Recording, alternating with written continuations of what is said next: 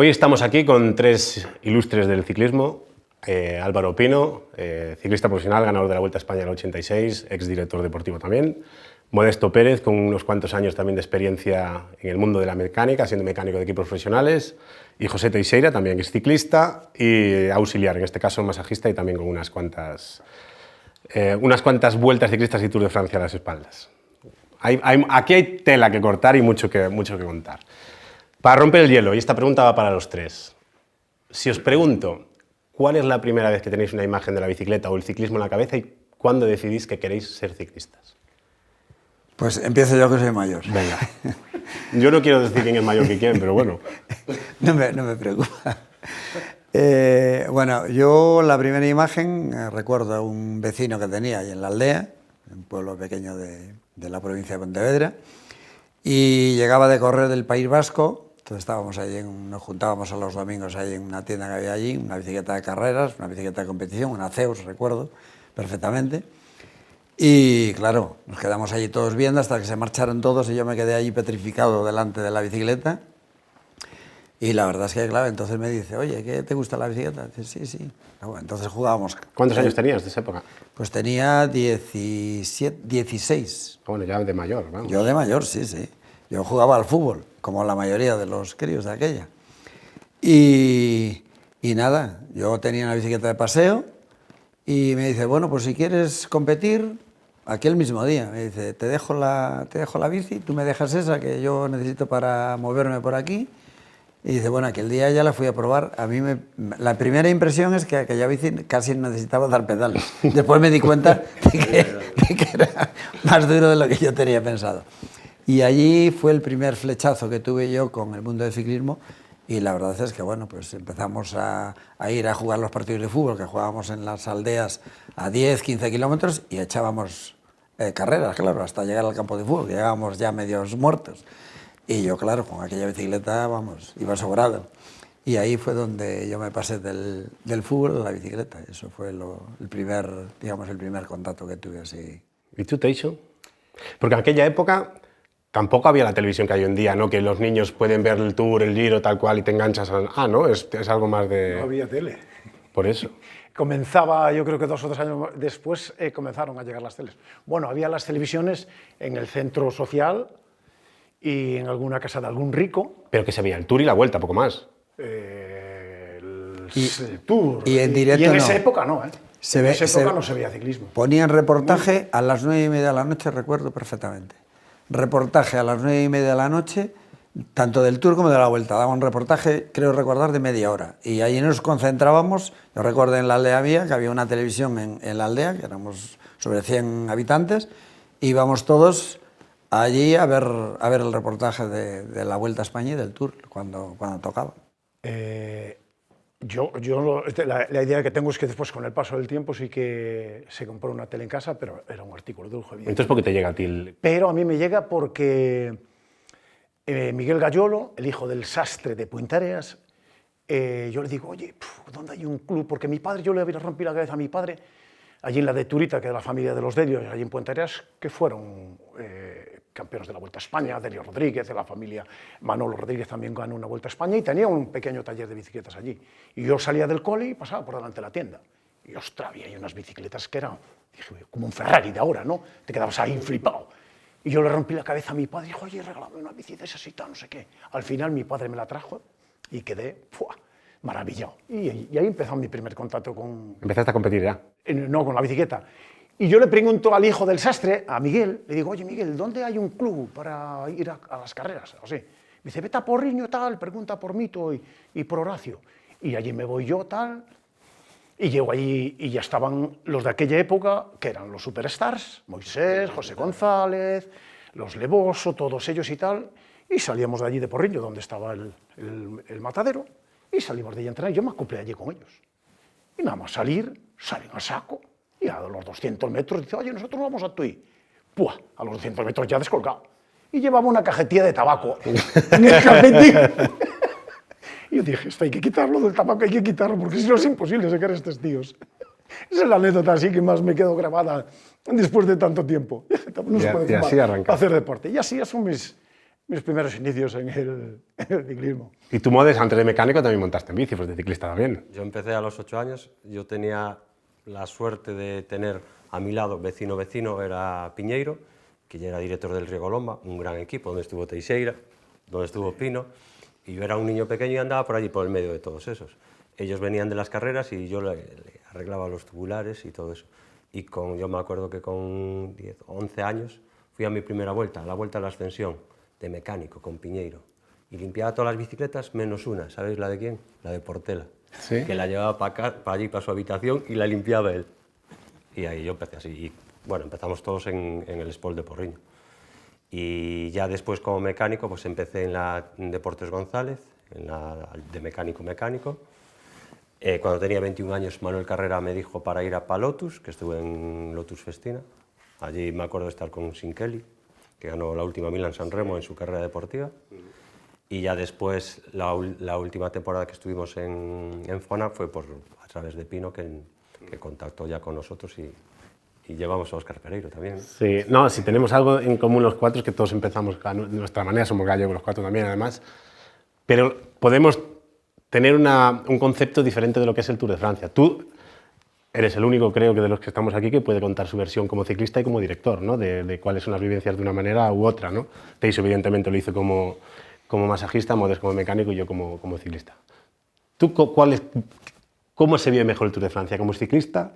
Como director, ¿cuáles son las grandes diferencias entre una cosa y otra? Yo no me atrevería a calificar cómo se vive mejor, porque es muy difícil, es muy... Bueno, pues es una cosa totalmente diferente. Es decir, yo lo que sí te puedo decir es que de corredor, que tú tienes la experiencia igual que yo, la tuya mejor que la mía, pues la tuya es de ganador de la Vuelta del Tour, y yo, bueno, pues en el top 10, pero no llegué al podio. No es para cojos eso tampoco, ¿eh?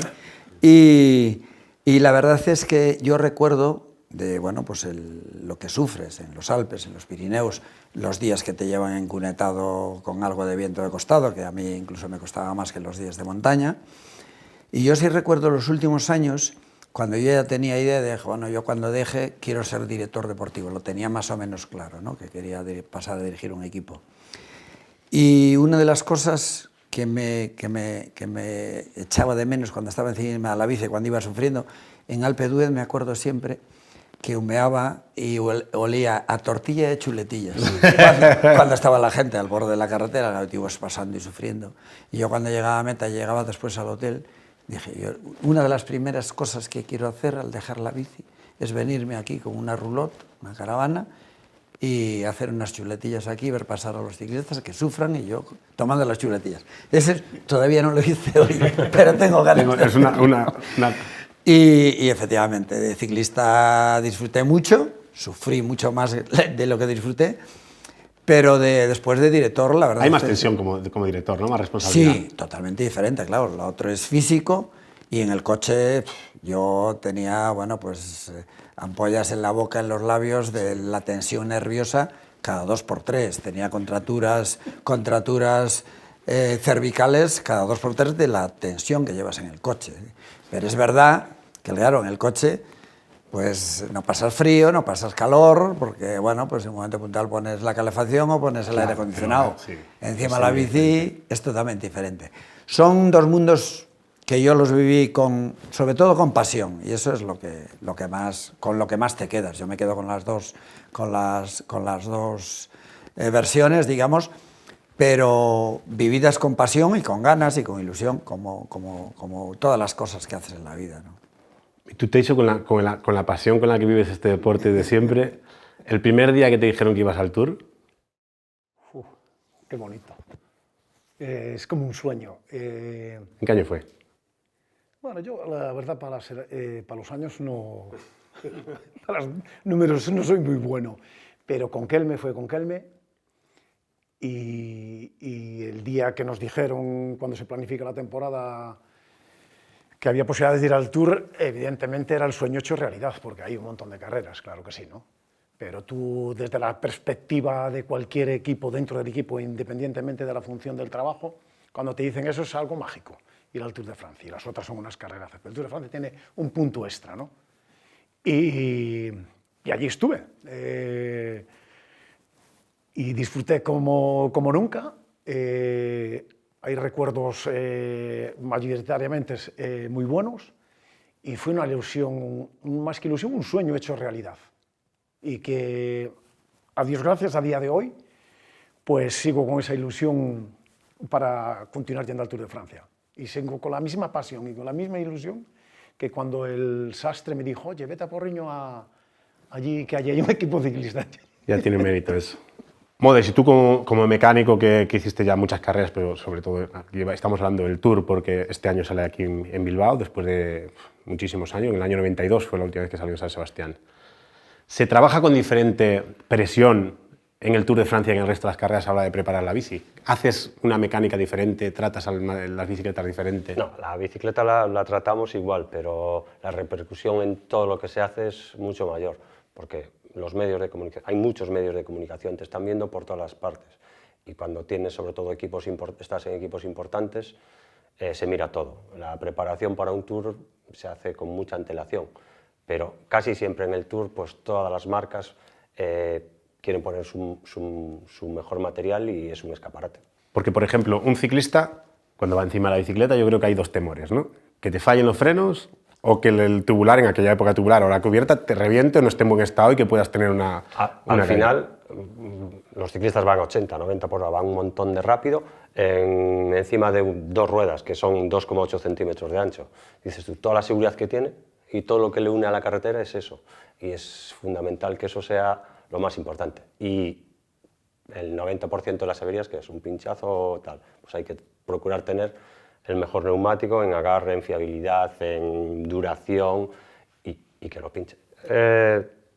Te digo una cosa, nosotros perdimos, creo que los que estamos aquí todos, una crono del Tour de Francia por culpa de 4 pinchazos. Sí. Y Óscar quedó... Sí, es verdad. ¿Te acuerdas?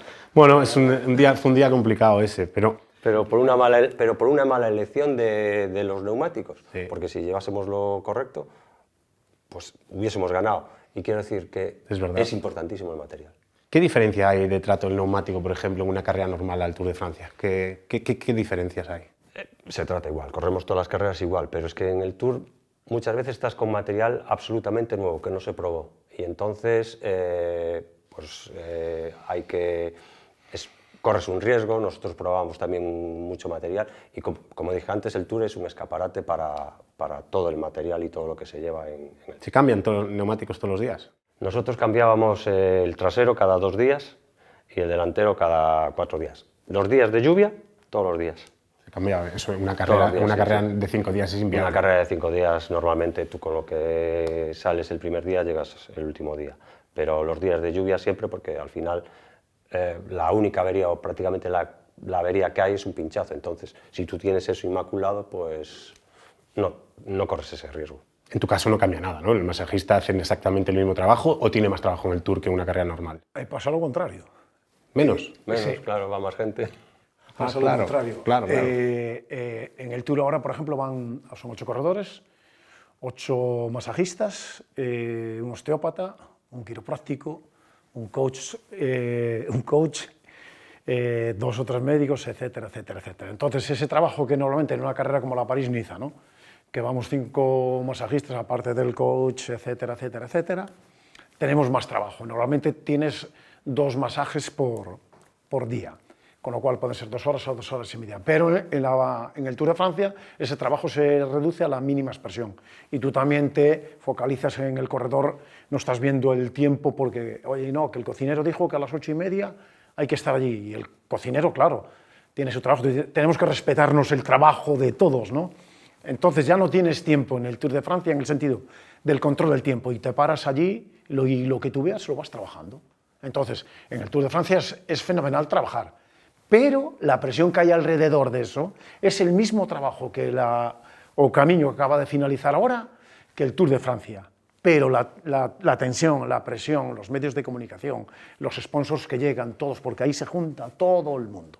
La repercusión es lo máximo que hay. Y hay un extra de estrés que se palpa en el ambiente. Y ya no te digo nada si tienes a alguien que tiene opciones a ganar. Ahí se triplica y acabas el Tour de Francia como si te hubieran dado una paliza. Llevas una semana hecha ahora, para casita, a descansar que vas apañado. Necesitas, o sea, todos, ¿eh? O sea, absolutamente todos. Cuando ya llegas a los Campos Elíseos, que ya empiezas a desconectarte, haces... Pues sí, Madre mía, hay un relax. todos sabemos de lo que hablamos, ¿no? Hay una semanita, depende de cada físico, pero es fantástico. Es la leche. Y el Tour de Francia un poquito menos, es curioso, pero es un poquito menos, a nivel de trabajo, sin embargo.